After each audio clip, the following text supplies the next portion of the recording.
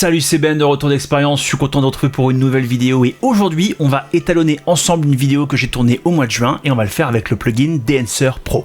Alors Dancer Pro c'est quoi? C'est un plugin d'étalonnage qu'on retrouve sur la plupart des logiciels aujourd'hui, DaVinci Resolve, Final Cut et Adobe Premiere Pro comme ici. Mais peut-être que certains d'entre vous vont me dire, ouais mais Ben, l'étalonnage, c'est quoi? L'étalonnage, c'est une discipline qui consiste à coloriser, contraster et donner de la personnalité à vos images. En fait, l'étalonneur, il va utiliser le maximum de la dynamique de votre image pour lui donner une direction, un caractère, une ambiance, un mood. En fait, l'étalonneur, il participe à la construction d'une identité et il accompagne l'intention du réalisateur dans le message qu'il cherche à vous faire passer. Alors les puristes, me sautez pas dessus dans les commentaires. Je sais ce qu'on va faire. On va demander à quelqu'un qui s'y connaît. Adelin, toi t'en penses quoi de ce que je dis? Je suis dans le vrai ou je suis à côté de la plaque? Salut tout le monde et merci beaucoup Ben pour cette invitation, c'est super cool. Et bah écoute, c'est complètement ça, hein. L'étalonnage du coup c'est effectivement l'harmonisation des couleurs, la création du look, et puis c'est aussi pas mal de travail en fait d'harmonisation des plans. Donc faire en sorte que tu vois, il y a des plans des fois qui matchent pas entre eux, des fois c'est des plans qui sont tournés avec différentes caméras, mais aussi des fois c'est juste des plans qui sont tournés pas au même moment alors que c'est censé l'être dans le film. Voilà, c'est plein de contraintes qui peuvent arriver sur un tournage, et nous notre boulot c'est aussi de faire en sorte de récupérer ça, donc par exemple rajouter de la lumière quand il n'y en a pas assez ou inversement. Donc c'est une partie plus technique et puis il y a une partie d'étalonnage plus créative, et là on travaille beaucoup avec les chefs opérateurs et les réalisateurs. Souvent on va même travailler avant le tournage, dès l'idée, comme ça ils ont l'idée du look, on va créer des luttes qu'on va pouvoir utiliser par exemple sur les tournages pour avoir une idée du look final, et puis on va aller apporter notre étalonnage final pour avoir du coup le look qu'on veut depuis le départ. Donc voilà, en gros c'est comme quelqu'un qui travaille sur Lightroom avec des photos mais avec de la vidéo, donc on n'a pas tout à fait les mêmes contraintes et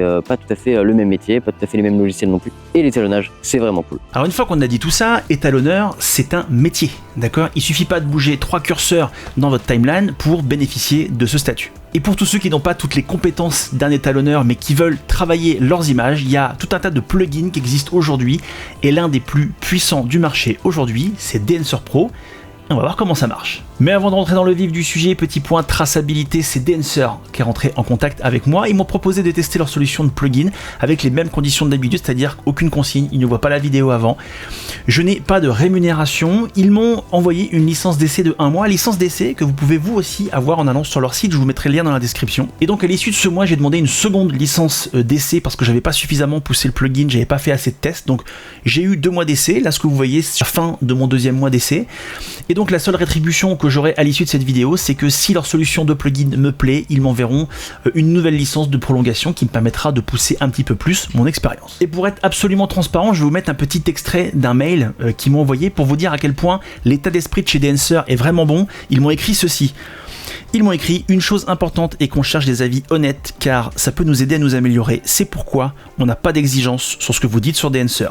Je trouve que c'est tout à leur honneur. Et alors pour tester ce plugin pour vous, j'ai comme chaque année fait un petit tour au Hellfest. J'y suis allé qu'une seule journée cette année, et j'ai fait comme à chaque fois une petite vidéo que j'ai tournée au Panasonic S5 Mark II avec une optique Sirui anamorphique 35 mm 1.8, et je vais sortir en même temps que cette vidéo, je pense, le petit métrage qui fait 1 minute 15 qui sera édité, qui sera monté et qui surtout sera étalonné via Dancer Pro. Donc ce plugin Dancer Pro, vous le téléchargez sur le site, il y a plein de versions qui existent, donc je vous ai dit DaVinci, Final Cut, Premiere Pro, et même en fonction de ce que vous utilisez, ils vont vous demander le type de carte graphique que vous utilisez, puisque visiblement c'est pas la même architecture de plugin. Donc faites attention quand vous téléchargez la bonne version en fonction de votre carte graphique.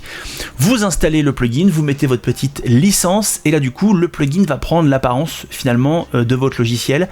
Pour le coup, j'avais déjà vu des tests sur DaVinci Resolve et je trouve que le plugin a une meilleure tronche sur DaVinci Resolve que sur Premiere Pro, mais c'est comme ça. Et on se retrouve dans Premiere Pro sur ma timeline avec cette première séquence sur la statue monumentale de Lemmy de Motorhead. J'ai donc tourné ça en Vlog via mon Panasonic S5 Mark II.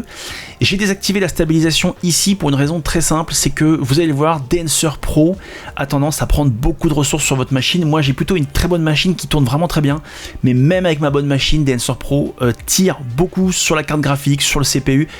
Donc voilà, j'ai préféré désactiver la stabilisation pour lui faciliter la tâche, pour que vous puissiez mieux vous rendre compte un petit peu de ce que je vais vous montrer. Et donc vous arrivez sur une interface comme celle-ci, il va falloir d'abord commencer par l'input. Ça veut dire qu'il va falloir dire à votre plugin quel est le type de fichier que vous avez utilisé. Là c'est du Rec 709, ça ne me convient pas. Vous pouvez choisir votre caméra, et là vous avez un petit mode qui apparaît et vous pouvez choisir votre caméra. Je tiens à dire que ce qui m'a épaté, c'est le nombre de mises à jour que DNSer fait. Moi, ça fait 2 mois que je suis sur DNSer et j'ai déjà reçu 2 mises à jour. C'est-à-dire que l'application se met constamment à jour en rajoutant des caméras, en rajoutant des prints, en corrigeant des bugs, etc. Vous allez voir, c'est assez exceptionnel. Pour le coup, là, on est sur la V7.1.1. Moi, quand j'ai commencé, j'étais déjà pas sur celle-ci et je crois qu'on est déjà sur la V7.1.3. Donc voilà, moi j'ai pas suivi les mises à jour, mais c'est extrêmement souvent mis à jour. Donc vous avez carrément des iPhones, vous avez Filmic Pro, bref, vous avez un nombre de caméras assez impressionnant. Moi ici, je cherche le Panasonic S5 Mark II en Vlog, il est ici. Hop, on passe automatiquement en Rec 709. Vous avez des compensations d'exposition, vous pouvez changer l'exposition ici. Si vous n'êtes pas bien exposé, moi en l'occurrence c'était bien, donc j'ai appuyé sur la petite flèche pour revenir sur les paramètres de base. Vous pouvez changer la température de couleur, la teinte, etc. et désactiver si vous n'avez pas envie de toucher à ça. Ensuite vous avez la partie film, et film c'est le profil colorimétrique que vous avez en fonction des pellicules qui étaient utilisées avant. En l'occurrence, moi là j'ai présélectionné Kodak Gold 200, là je l'active, voilà, et je trouve que ça donne un petit côté un peu délavé que moi j'apprécie. Alors vous avez le moyen d'ajuster un petit peu comment vous voulez que ça interagisse. Moi je trouve qu'à l'origine on est déjà pas mal là, même à 0, moi j'y touche pas, je trouve que c'est déjà pas mal. Ensuite vous aurez la partie film développeur qui vous permet de rajouter un peu de contraste, la correction du gamma ici, vous pouvez le color separation, ça me fait penser un peu à la vibrance perso, plus que la saturation, on est plus sur de la vibrance, et la color boost est vraiment sur la saturation, mais moi c'est pas ce que je souhaite, je veux pas trop de saturation. Vous avez ensuite le film compression qui vous permet d'interagir sur la façon dont la pellicule a été un peu développée. Alors moi je trouve qu'au niveau de l'impact, là ça agit plutôt sur les hautes lumières. Là par exemple si on regarde sur le bras du monsieur qui est là, moi je préfère le rendre un petit peu plus mat. Et vous avez pareil la densité de couleur, etc. Bon, j'ai pas trouvé que ça avait un impact significatif, c'est trop subtil pour être vraiment visible à l'écran. Ensuite vous avez le expand, et là pour moi c'est plus ou moins la courbe en S. Vous avez votre point noir et vous avez votre point blanc. Moi en l'occurrence j'aime bien avoir un point noir qui est un poil plus en négatif. Vous avez vu, ça permet de diminuer légèrement, les noirs sont un petit peu plus sont un peu moins écrasés, et je préfère comme ça, et le point blanc me va très bien, donc j'y touche pas. Là vous êtes en normal ou en luma, j'ai pas vu la différence. On arrive ensuite sur la partie print, et c'est là que la magie opère. Vous allez pouvoir donner à vos images une apparence de pellicule, comme si ça avait été tourné en argentique. Je dis bien une apparence, hein. Ça vaut pas de la vraie péloche, mais vraiment on a quelque chose d'intéressant. Donc là il est activé, là il est en linéaire donc ça se voit pas, mais par exemple si je passe sur du Kodak 2383 qui est assez connu, là on obtient tout de suite quelque chose avant-après qui a quand même un look, une gueule un petit peu différente. Vous pouvez évidemment changer votre blanc, là en l'occurrence je vais le mettre à +2 parce que sinon je perds, quand on se met à 0 là, je perds vraiment le bleu du ciel. Moi je veux garder le bleu de mon ciel. Vous avez évidemment l'exposition que vous pouvez un petit peu changer. Moi l'expo elle était bien exposée. Le contraste, je vais rajouter un tout petit peu de contraste, là c'est trop, je vais mettre 5. Alors l'étalonnage c'est beaucoup de subtilité, je le redis, je vais le dire plusieurs fois mais c'est important. Et la densité de couleur c'est un petit peu la saturation, et je vais me mettre ici, et là la saturation c'est vraiment, on peut l'enlever ou la mettre à fond. En gros vous pouvez pas en rajouter, c'est si vous voulez bosser en noir et blanc ou pas. Moi en l'occurrence là je suis bien à 100 et à 69, je suis vraiment pas mal. On a le avant après, et là ça commence déjà à avoir un petit peu de gueule.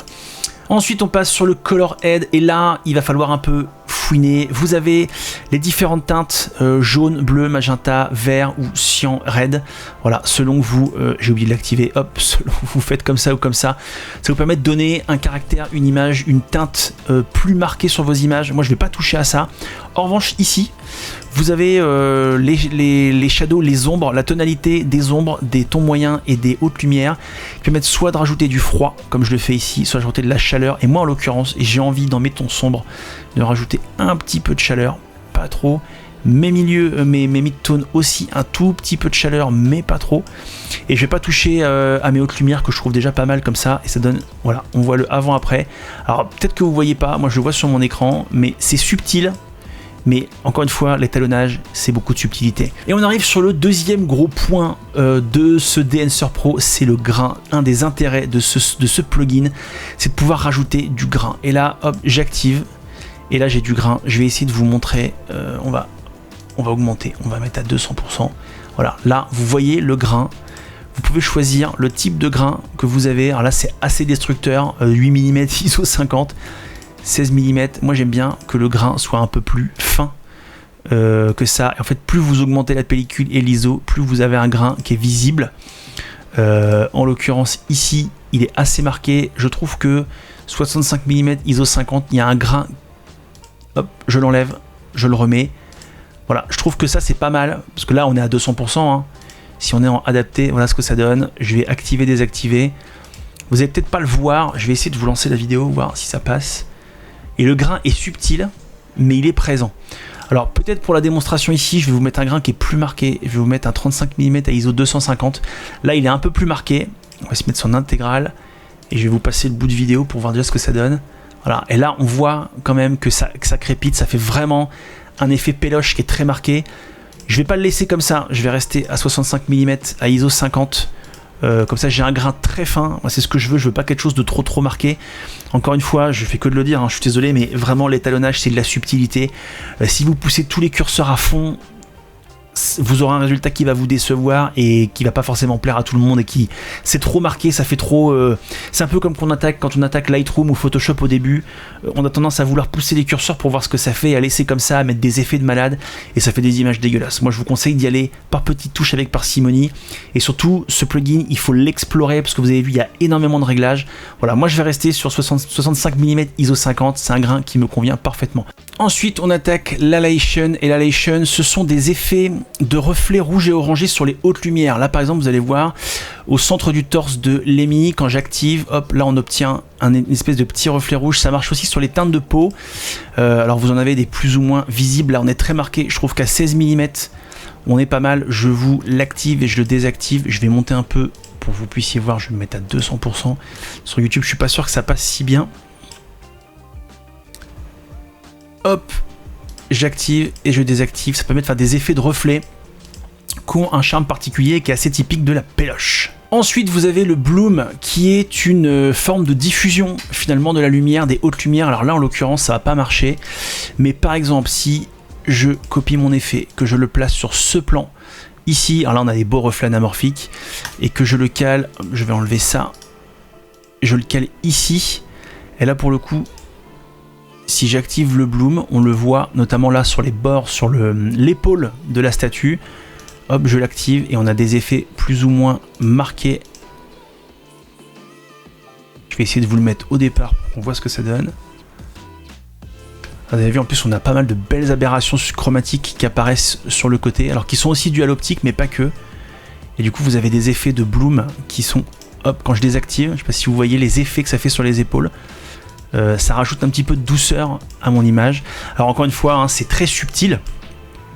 On va revenir ici pour la suite, mais voilà, le bloom, ça peut avoir un intérêt. Là en l'occurrence, si je l'active, ça va très peu se voir. Ça fait un petit peu, ça diffuse un petit peu la lumière dans les hautes lumières, mais bon, c'est pas énorme. Je préférais vous le montrer sur d'autres passages. Ensuite, le film damage, et là. C'est pareil, un des intérêts de la pellicule qu'on voit quand on prend le temps d'observer, quand on regarde un film qui a été fait à la péloche, c'est les petits défauts de la pellicule, c'est de la matière, et donc tout n'est pas lisse, tout n'est pas parfait comme dans le numérique. Vous avez des petits éclats qui apparaissent, et donc là quand je l'active, vous avez le choix du 8 mm. Là, vous voyez tous les petits éclats qu'il y a ici, je vous les zoome une nouvelle fois pour vous montrer. Voilà, là ça apparaît un peu, vous voyez là, ce qui apparaît sur l'écran là. Je vous le mets en lecture. Ça, c'est ce qu'on retrouvait alors un petit peu sur les VHS, mais c'est ce qu'on retrouve sur les films en pellicule. Alors c'est plus ou moins subtil. Là, en l'occurrence, en 8 mm, bon, c'est très visible. Hein. Là, pour le coup, on a quelque chose de très marqué. Maintenant, si je passe sur du 35, on aura des choses un petit peu plus fin. Et là, on les remarque à peine, mais l'œil un petit peu attiré. Ah, parce que j'ai vu un truc, je suis pas sûr. Et en 65, c'est également très peu perceptible. Là pour le coup je vais peut-être le mettre en 35, ce qui me paraît, pour que ce soit un petit peu plus visible. On va remettre en lecture. 35 c'est un poil trop marqué. Moi pour le coup je veux quelque chose d'assez discret, je vais le mettre en 65-70 mm, et là on voit quand même, voilà, il y a des petits éclats qui apparaissent, des petits damage qui apparaissent, mais je trouve que c'est subtil et c'est juste ce qu'il faut pas en mettre trop. Alors ensuite vous avez le film Breath. Le film Breath c'est quoi? Sur une pellicule argentique, la pellicule elle n'est pas imprégnée au niveau de la solution chimique exactement de façon linéaire, de façon propre sur toute la pellicule. Ce qui fait que quand on filme en pellicule, vous pouvez avoir des petites variations de couleur, des petites variations d'exposition selon le passage en fait de la pellicule, et ça simule ça. Donc là en l'occurrence je vais me mettre en 16 mm, je vais l'activer et en fait ça se voit pas comme ça se voit quand on diffuse, c'est très subtil aussi. Vous allez voir que mon bleu ici de mon ciel il va avoir tendance à devenir un petit peu plus blanc par moment, la teinte en fait, hop là je vous l'active, tac, et la teinte a tendance un tout petit peu à changer, à se modifier. Voilà, on passe d'un bleu à un bleu qui tire un peu sur le jaune. Encore une fois, c'est très subtil, hein. C'est pas fou, mais ça participe à l'émulsion d'une vraie pellicule. Alors ensuite, vous avez le gate weave qui simule quand une pellicule passe dans des rouleaux et qu'elle passe devant l'optique pour la diffusion, la pellicule bouge. Et donc du coup, votre film lui aussi parfois peut un tout petit peu bouger. Bon là, je vous avoue que j'ai beau avoir essayé, je trouve pas que l'effet soit hyper marqué. Quand je l'affiche, là je l'ai mis en 35 mm et je trouve pas que le film bouge tant que ça. C'est censé simuler ça.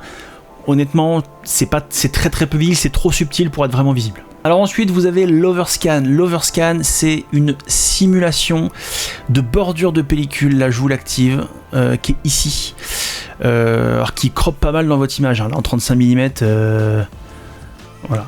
Et donc quand vous activez, voilà, ça bouge, ça donne une espèce d'effet pellicule, alors que moi, voilà, moi j'aime pas du tout, je vais être honnête avec vous, je suis pas hyper fan de ce système, moi ça me convient pas. C'est un effet de style hein, qui peut être sympa quand vous faites certains reels sur Instagram, mais honnêtement, voilà, moi ça me parle pas, des masses. Alors vous pouvez à chaque fois hein, modifier l'effet que vous voulez.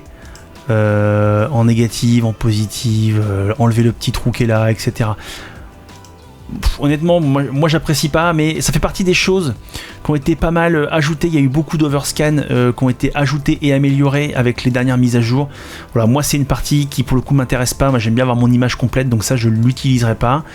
Ensuite, vous avez donc le vignettage. Voilà, là je l'active. Vous savez ce que c'est le vignettage. Hein, ça permet de noircir ou blanchir les bordures de votre image. Moi, en l'occurrence, je veux pas de vignettage. J'aime bien mes images telles qu'elles sont ici. Monitor, ça vous permet simplement de monitorer vos images en y appliquant par exemple des fausses couleurs. Le poteau David de Monsieur Caméra qui ne jure que par les fausses couleurs serait très content de cette application là. Moi j'avoue que les fausses couleurs ça me prend la tête, j'ai du mal à dissocier ma vraie image de mon image exposée, donc c'est un truc que j'utilise pas. Mais et vous avez le clipping indication qui ressemble plus ou moins à un zebra, mais voilà, moi c'est un truc que j'utilise pas non plus, mais c'est un outil qui est disponible si vous voulez vérifier votre exposition. Et vous avez l'output qui vous permet de voir finalement tout ce que vous avez fait et l'incidence que ça a eu, exactement comme une lutte. Vous pouvez choisir de l'appliquer à 100%, donc là mes réglages que j'ai fait, je les ai fait en direct avec vous, sont à 100%, mais je peux choisir de les réduire. Si je les mets à 0%, on retrouve l'image d'origine, et on voit que l'image, on dirait qu'elle a gonflé. Et vous pouvez choisir de faire quelque chose de plus subtil ou de l'appliquer à 100%. Voilà ce que ça donne. Moi je vais laisser à 100% parce que c'est un peu la couleur que je voulais, l'image.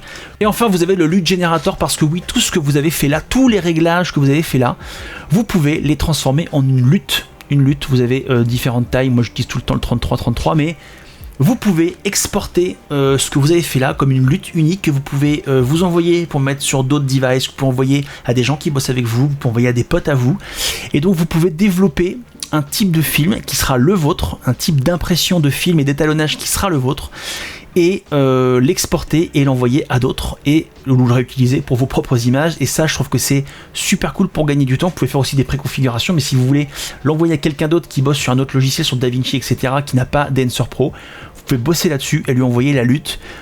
On est donc sur un plugin qui est méga complet.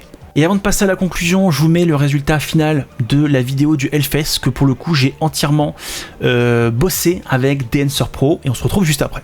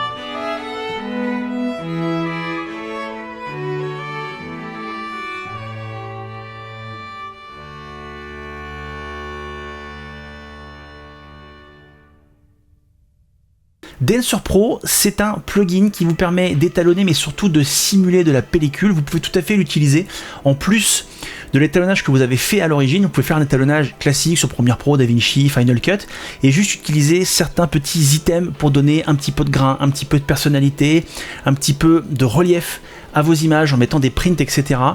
Moi, j'ai adoré cette expérience avec Dancer. Je trouve que ce plugin, quand on fait de la vidéo à un certain niveau, surtout quand on fait de la fiction, quand on veut aller un peu plus loin que juste de l'étalonnage et bouger 3-4 curseurs, le plugin il est ultra complet. Si vous voulez vous le procurer, ce plugin, je vous mets le lien dans la description et je vous mets un petit code que Dancer a bien voulu me créer, un code de 10% sur votre licence. Alors il y a des licences au mois, à l'année et à vie. Le code c'est RDEX, c'est toujours le même code. Vous le rentrez quand vous êtes au panier et ça vous permet d'avoir 10% de réduction.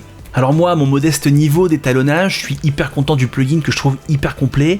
La question c'est est-ce qu'un étalonneur professionnel va y trouver de l'intérêt? Et le mieux, c'est de demander directement à Adelin ce qu'il en pense. Pour Dancer Pro, bah écoute, c'est pas compliqué en fait. Dancer Pro, c'est un plugin depuis quelques années. Là, il a pris une place énorme dans le monde de l'étalonnage. Tout te dire, je connais pas d'étalonneur qui l'utilise jamais. C'est un plugin qu'on utilise vraiment souvent, notamment pour ses prints, ces émulations de pellicules qui sont vraiment fantastiques. Et c'est des prints que vous allez retrouver un peu partout. Il n'y a pas que Dancer qui permet de le faire. C'est juste que sur Dancer, bah, ça marche vraiment très bien. C'est vraiment très propre. Et c'est un plugin aussi qui a su se faire une place médiatique importante auprès des étalonneurs. Il y a notamment sur leur compte Instagram énormément de partages d'étalonneurs qui travaillent avec Dancer. Et franchement, il faut dire ce qu'il y a, c'est magnifique. Moi, personnellement, dans mon utilisation, je m'en sers à peu près tout le temps, quasiment systématiquement, tous les jours. Et c'est un des meilleurs plugins. Alors évidemment, tout n'est pas parfait. Il y a des choses qu'on utilise moins dans Dancer. Mais globalement, vous pouvez retenir que les prints, les émulations, ça, on l'utilise quasiment tout le temps. Dès qu'il y a un look à faire ou ce genre de choses, c'est génial. Et puis surtout, ça a aussi rendu, Dancer, ça a rendu accessible aux gens qui ne faisaient pas d'étalonnage la possibilité de faire de l'étalonnage poussé très facilement. Donc ça, c'était vraiment aussi le point qui l'a popularisé, je dirais. Voilà. Pour conclure, évidemment, moi, Dancer Pro, je le conseille aussi énormément. Et même aux gens qui sont assez débutants, puisque finalement, c'est vraiment facile à prendre en main, puis vous pouvez suivre quelques tutos. Aujourd'hui, contrairement à avant, c'est beaucoup plus facile d'arriver à des résultats monstrueux en étalonnage. Moi, je me rappelle quand j'ai commencé il y a quasiment 10 ans, c'était super dur en fait de faire des étalonnages vraiment beaux, propres. Et c'est pas que grâce en fait à Dancer ou à des programmes comme ça, c'est aussi grâce aux caméras et aux fichiers de caméra qu'on utilise aujourd'hui qui sont vraiment magnifiques. On a des logs qui s'exploitent super bien, on a du ProRes très facilement, etc. Ce genre de choses. Donc voilà, je divague, mais voilà. Tout cet ensemble fait qu'on arrive à des super résultats. Merci beaucoup Ben pour cette invitation, c'est super cool. À tous les abonnés, je vous fais un coucou aussi. Et puis n'hésitez pas, vous pouvez utiliser Dancer et surtout faites de l'étalo, ça c'est cool. C'en est fini pour moi, merci beaucoup à Dancer de m'avoir fait confiance et de m'avoir laissé autant de temps et de latitude pour tester leur plugin. Merci au poteau Adelin d'être intervenu dans cette vidéo et de m'avoir laissé un petit peu de son précieux temps. J'espère que cette vidéo aura répondu à vos questions. N'hésitez pas à me mettre des commentaires, à vous abonner à mon Instagram, de vous abonner à cette chaîne si c'est pas encore déjà fait. Et en attendant la prochaine vidéo, prenez soin de vous. Salut!